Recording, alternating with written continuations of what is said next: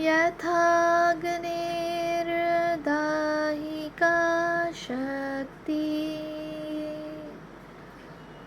रामकृष्णे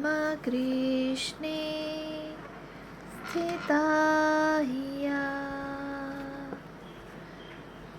सर्वविद्यास्वरूपां तां शारदां প্রণমাম্যহম।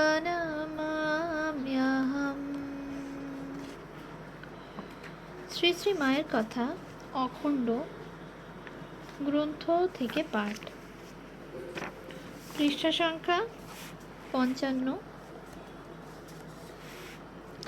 আজ বৈকালে মুষলধারে বৃষ্টি হচ্ছে। মায়ের কাছে যাবার সময় হলো। কেমন করে যাই? সন্ধ্যার আধার ঘনিয়ে এসেছে। শোকহরণের ওয়াটারপ্রুফটা, সে বুদ্ধিটা শ্রীমানই দিয়েছিলেন। সারা গায়ে জড়িয়ে তো চললুম। বৃষ্টির ঝাপটা নাকে মুখে লেগে অস্থির করতে লাগলো। তবু সে যে কী আনন্দে, কী টানে ছুটে চলেছি তা বলবার নয়। খিড়কি দরজা দিয়ে গেলুম। সামনে দিয়ে গেলে স্বামীজিরা দেখতে পেয়ে কি ভাববেন, লজ্জা হলো। মায়ের কাছে যেতেই আমার বেশ দেখে মায়ের এই হাসি। কিন্তু যখন প্রণাম করতে গিয়ে তার পায়ে ভিজে কাপড় লাগলো, কারণ মাথার কাপড়টা ভিজে গিয়েছিল, তখন ব্যস্ত হয়ে মা বললেন, এই যে ভিজে গেছো, শিগগির কাপড় ছাড়ো, এই রাধুর কাপড়খানা পরো। আমি বললুম, দেখুন মা, গায়ে হাত দিয়ে আর কোথাও ভেজেনি, কাপড় ছাড়তে হবে না। মা দেখে বললেন, তাই বটে। মা একখণ্ড ফ্ল্যানেলের কথা বলেছিলেন, তাও নিয়ে গিয়েছিলুম। পট্টি বাঁধবার সুবিধা হবে বলে দুদিককে নতুন কাপড় দিয়ে ফিতের মতো করে দিয়েছি দেখে মা ভারী খুশি হলেন। কথায় কথায় জয়রামবাটির কথা উঠল। মা, একবার সেখানে কি দুর্ভিক্ষই লাগলো। 1271, মায়ের বয়স তখন 11 বছর। কত লোক যে খেতে না পেয়ে আমাদের বাড়ি আসত। আমাদের আগের বছরের ধান মড়ায় বাঁধা ছিল। বাবা সেসব ধানে চাল করিয়ে কড়াইয়ের ডাল দিয়ে হাঁড়ি হাঁড়ি খিচুড়ি রাঁধিয়ে রাখতেন। বলতেন, বাড়ির সবাই এই খাবে, আর যে আসবে তাকেও দেবে। আমার সারদার জন্যে খালি ভালো চালের 2টি ভাত করবে, সে আমার তাই খাবে। একদিন এমন হতো, এত লোক এসে পড়তো যে খিচুড়িতে কুলাতো না। তখনই আবার চড়ানো হতো। আর সেই গরম গরম খিচুড়ি সব যেই ঢেলে দিত, শিগগির জুড়োবে বলে আমি 2 হাতে বাতাস করতুম। আহা, খিদের জ্বালায় সকলে খাবার জন্যে বসে আছে। একদিন একটি মেয়ে লোক এসেছে, মাথায় রুখো চুল, চোখ উন্মাদের মতো। এসেই গরুর ডাবায় কুঁড়ো ভিজানো ছিল, তাই খেতে আরম্ভ করলে। আমরা এত বলছি বাড়ির ভিতরে খিচুড়ি আছে দিচ্ছি, তা আর তার ধৈর্য মানছে না। খিদের জ্বালা কি কম? দেহ ধরলেই খিদে তেষ্টা সব আছে। এবার বাড়িতে অসুখের সময় একদিন মাঝরাতে আমার এমনই খিদে পেল, সরলা টরলা সব ঘুমিয়েছে। আহা, ওরা এই খেটে খুঁটে শুয়েছে, ওদের আবার ডাকবো? নিজেই শুয়ে শুয়ে চারিদিকে হাতড়াতে লাগলুম। দেখি 4টি খুদ ভাজা একটি বাটিতে রয়েছে। আবার মাথার বালিশের পাশে 2খানা বিস্কুটও পেলুম। তখন ভারী খুশি। তাই খেয়ে তো জল খেলুম। জল ঘুঁটিতে সামনেই ছিল। খিদের জ্বালায় খুদ ভাজা যে খাচ্ছি তা জ্ঞান নেই।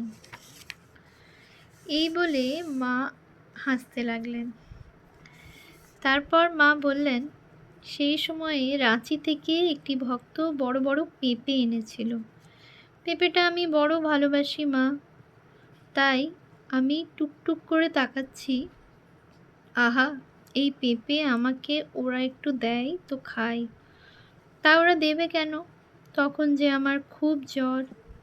গোয়ালপাড়ায় কি অসুখই করেছিল মা, বেহুঁশ, এই বিছানাতেই বাজছে পেচ্ছাপ সব।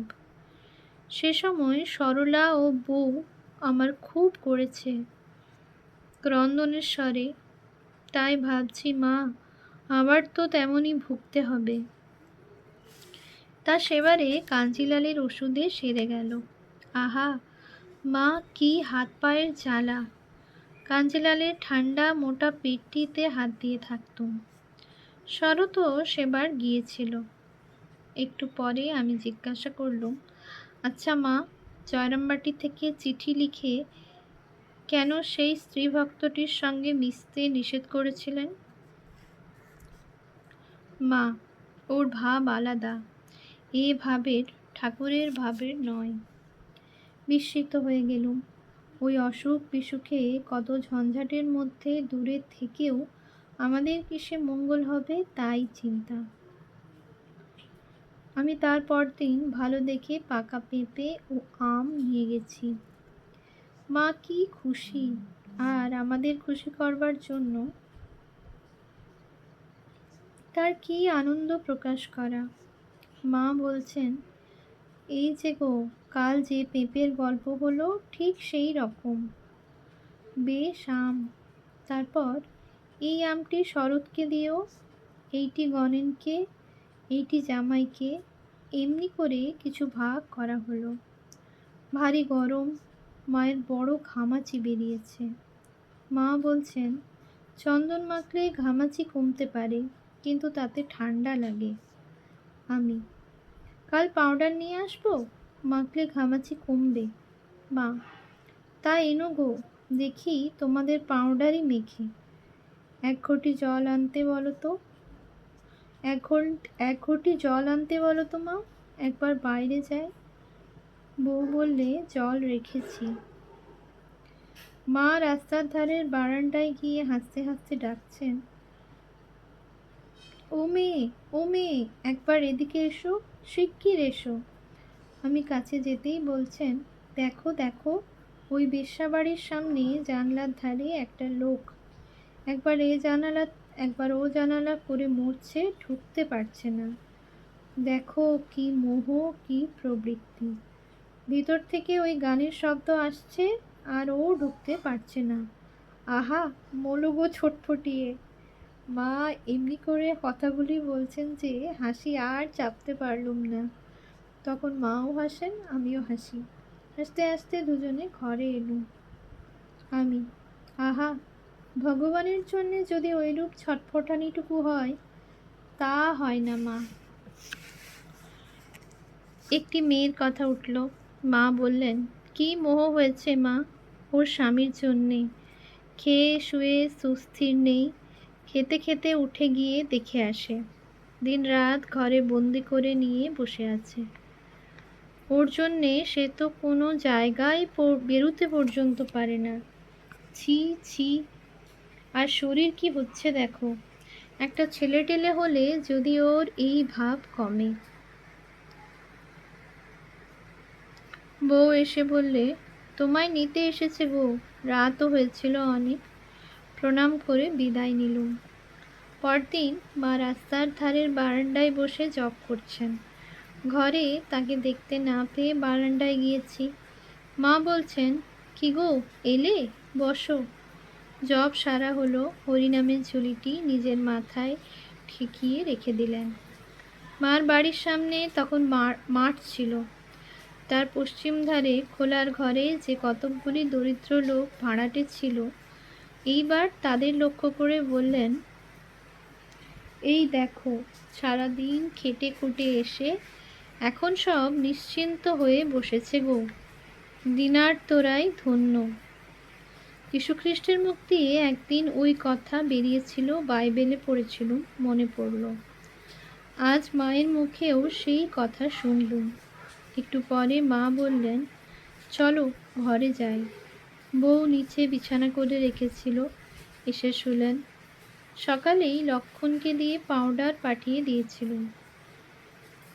মা বলছেন, ওগো, তোমার দেওয়া পাউডার মেখেছিলুম, তাই তো এই দেখো ঘামাচিগুলো মিলিয়ে মজে এসেছে। এইখানটায় বড্ড হয়েছে, দাও তো মাখিয়ে। চুলকানিটাও যেন কমে গেছে। শরতের বড় ঘামাচি উঠেছে।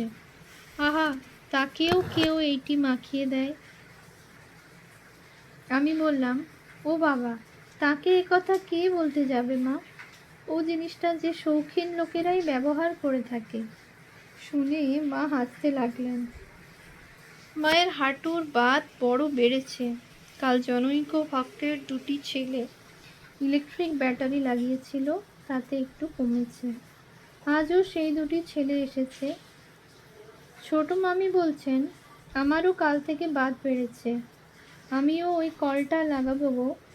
মা শুনে হাসতে লাগলেন, বললেন, দাও তো বাছা ওকে। ছেলে দুটি তাড়াতাড়ি যন্ত্রপাতি ঠিকঠাক করে নিয়ে যেই মামির পায়ে একবার ব্যাটারি ধরেছে, তার সে কি চিৎকার! ওগো মলুম গো, সর্বশরীর ঝিনঝিন করছে, ছাড়ো ছাড়ো। শুনে সকলের হাসি। এ তো আর সর্বংসহা জননী নন। তখন ছোট মামি মাকে বলছেন, কই, তুমি তো এমন হবে বললেনি। মা, সেরে যাবে, চেঁচাস নে, একটু সহ্য কর। তারপর মামি বললেন, সত্যিই যেন একটু কমেছে। বিলাস মহারাজ আরতি করতে গেলেন। বউ বলছে, আচ্ছা, এর নামে কোনো আনন্দ নেই? মা হেসে বলছেন, আছে বই কি গো, ওর নাম বিশ্বেশ্বরানন্দ। তারপর বলছেন, একজনকে ডাকে কপিল। আচ্ছা, ওর সঙ্গে কি আনন্দ আছে? কপিলানন্দ নাকি? এই সময় সরলা দিদি ঘরে ঢুকলেন। মা, আচ্ছা, কপিল মানে কি? সরলা দিদি বললেন, কি জানি, বানর বোধ হয়। আমি, সে কি সরলা দিদি, কপি মানে বানর, কপিল মানে নয়। আর সকলের হাসি। মা, আবার একজনের নাম আছে ভূমানন্দ। আচ্ছা, এর মানে কি? আমি, সে তো আপনিই ভালো জানেন মা।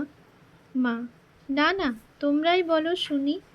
আমি, ভূমা মানে তো সেই অনন্ত বা সর্বব্যাপী পুরুষকেই বোঝায় শুনেছি মা। মা ওই কথা শুনে খুশি হয়ে মুখ টিপে টিপে হাসছেন। সত্যই মা এক এক সময় এমন ভাব দেখান যেন ছেলে মানুষটি কিছুই জানেন না। আবার অন্য সময় দেখেছি কঠিন আধ্যাত্মিক তত্ত্বের কেমন ব্যাখ্যা করে দিচ্ছেন। যেখানে মানুষের পুঁথিগত বিদ্যায় কুলোয় না, তখন আর এক ভাব, যেন সব বুঝেন। মা বললেন, আর কপিল মানে কি হলো? মা ওটি শুনতেই চান। আমি, কি জানি মা, কপিল নামে তো সাংখ্য দর্শন প্রণেতা এক মুনি ছিলেন, আবার কপিল রঙও আছে। ওরা কি অর্থে নাম রেখেছেন কি জানি। ওই কথার আরও হয় তো অর্থ আছে, মনে পড়ছে না, কাল অভিধান দেখে আসব। এই সময়ে একদিন বৈকালে গিয়েছি। একজন সন্ন্যাসী শ্রী শ্রী মাকে প্রণাম করতে এসে বলছেন, মা, মাঝে মাঝে প্রাণে এত অশান্তি আসে কেন? কেন সর্বক্ষণ আপনার চিন্তা নিয়ে থাকতে পারি না? 5টা বাজে চিন্তা কেন এসে পড়ে?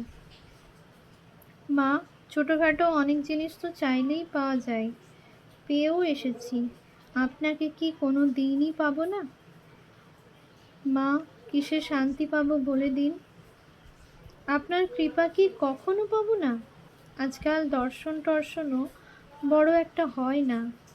আপনাকেই যদি না পেলুম তবে বেঁচে থেকেই বা লাভ কি? শরীরটা গেলেই ভালো। মা, সে কি বাছা, ও কথা কি ভাবতে আছে? দর্শন কি রোজই হয়? ঠাকুর বলতেন, ছিপ ফেলে বসলেই কি রোজই রুই মাছ পড়ে?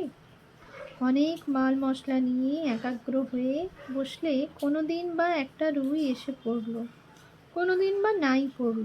তাই বলে বসা ছেড়ো না, জপ বাড়িয়ে দাও। যোগিন মা, হ্যাঁ, নাম ব্রহ্ম, প্রথম প্রথম মন একাগ্র না হলেও হবে নিশ্চয়ই। সন্ন্যাসী জিজ্ঞাসা করলেন, কত সংখ্যা জপ করব আপনি বলে দিন মা, তবে যদি মনে একাগ্রতা আসে। মা: আচ্ছা, রোজ 10,000 করো। 10,000, 20,000, যা পারো। সন্ন্যাসী: মা, একদিন সেখানে ঠাকুর ঘরে পড়ে কাঁদছি, এমন সময় দেখলুম আপনি মাথার পাশে দাঁড়িয়ে বলছেন, তুই কি চাস? আমি বললুম, মা, আমি আপনার কৃপা চাই, যেমন সুরতকে করেছিলেন। আবার বললুম, না মা, সে তো দুর্গা রূপে, আমি সেই রূপে চাই না, এই রূপে। আপনি একটু হেসে চলে গেলেন।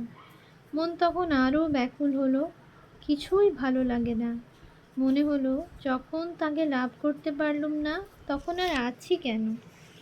মা: কেন? ওই যেটুকু পেয়েছো তাই ধরে থাকো না কেন?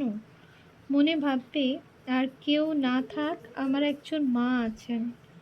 ঠাকুর যে বলে গেছেন এখানকার সকলকে তিনি শেষ দিনে দেখা দেবেনই, দেখা দিয়ে সঙ্গে নিয়ে যাবেন।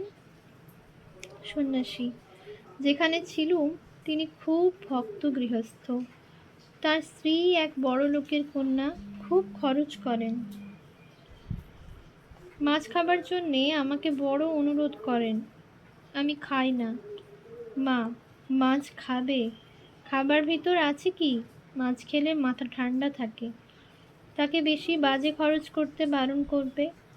ভক্ত গৃহস্থের টাকা থাকলে সাধুদের কত উপকারে লাগে। তাদের টাকাতেই তো সাধুরা বর্ষাকালে এক স্থানে বসে চাতুর্মাস্য করতে পারে। তখন তো সাধুদের ভ্রমণ করে ভিক্ষা করবার সুবিধা হয় না। সন্ন্যাসীটি প্রণাম করে নিচে গেলেন।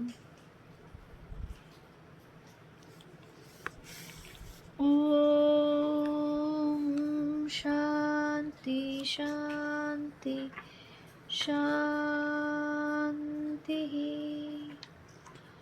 হরি ওম তৎসৎ। শ্রীরামকৃষ্ণার্পণমস্তু।